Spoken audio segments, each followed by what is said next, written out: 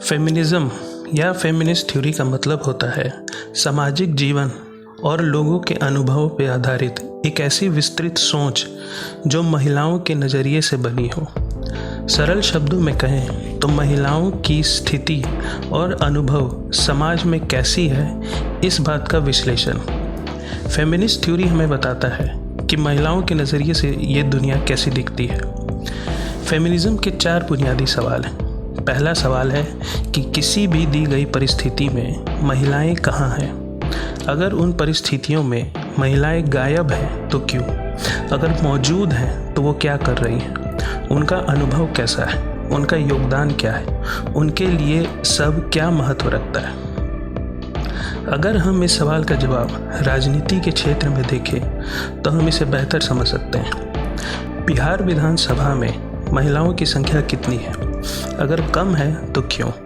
जितनी विधायक हैं वो कितने सवाल पूछती हैं? 243 सीट में 25 महिला विधायक हैं बिहार विधानसभा में, यानी 15% भी नहीं। महिलाओं की भागीदारी ज़्यादातर सामाजिक परिस्थितियों में होती है। जिन जगहों पे महिलाओं की मौजूदगी नहीं है या ना के बराबर है, वो इसलिए नहीं क्योंकि उनमें इच्छा या काबिलियत नहीं है, बल्कि इसीलिए नहीं है क्योंकि उन्हें जानबूझकर वंचित रखा गया है। जिन जिन जगहों पे महिलाओं की मौजूदगी ठीक है, उन जगहों पे उनकी उपस्थिति को नज़रअंदाज किया गया है या पुरुषों के कामों से कम करके आंका गया है।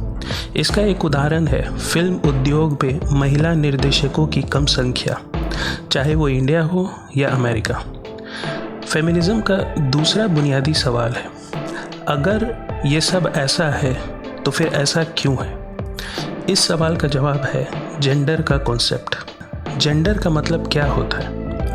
पुरुषों और महिलाओं के बीच 2 तरह के अंतर होते हैं। एक प्राकृतिक अंतर जिसे हम मेल और फीमेल कहते हैं। दूसरा अंतर होता है सामाजिक व्यवहारों से सीखा गया अंतर। इसी सामाजिक व्यवहारों से सीखे गए अंतर को जेंडर कहते हैं। इसका उदाहरण है लड़कियों की तरह मत रहो, लड़कों की तरह बलवान रहो, लड़कियों की तरह चुगली मत करो, इत्यादि इत्यादि। जेंडर समाज के द्वारा बनाया गया नज़रिया है, ये प्राकृतिक नहीं है। फेमिनिज्म का तीसरा बुनियादी सवाल है कि हम इस दुनिया को कैसे बदल सकें ताकि ये दुनिया एक स्वस्थ और न्याय संगत जगह बन सके लोगों के लिए। इस सवाल का जवाब बड़ा मुश्किल है। फेमिनिस्ट इस सवाल के प्रति समर्पित हैं कि कैसे उनका काम लोगों के रोज़मर्रा की ज़िंदगियों में सुधार ला सकता है। अमेरिका और यूरोप के कई बड़े फेमिनिस्ट इस सवाल का जवाब मार्क्सवाद में खोजते हैं। फेमिनिज्म का चौथा बुनियादी सवाल है महिलाओं के बीच मौजूद असमानता का क्या? महिलाओं के बीच में भी घोर असमानता मौजूद है। महिलाओं के जीवन के स्तर को उनका सामाजिक भूगोल परिभाषित करता है, यानी वो अमीर हैं, गरीब हैं या मध्यम वर्ग से हैं, वो किस रेस से हैं, उनकी उम्र क्या है, वो शादीशुदा हैं या नहीं, उनका धर्म क्या है, वो किस देश से हैं। फेमिनिस्ट थ्योरी केवल महिलाओं के बारे में नहीं है। कार्ल मार्क्स ने हमें बताया था कि दुनिया को देखने और समझने का नज़रिया जिन्हें लोग पूर्ण सत्य समझते हैं, वो असल में आर्थिक और राजनीतिक रूप से प्रभावशाली लोगों के अनुभवों का ही दर्पण है। हम इस दुनिया को मजदूरों के नज़रिए से भी देख सकते हैं। ऐसा करके हम समाज के वास्तविकता को और गहराई से समझ सकेंगे।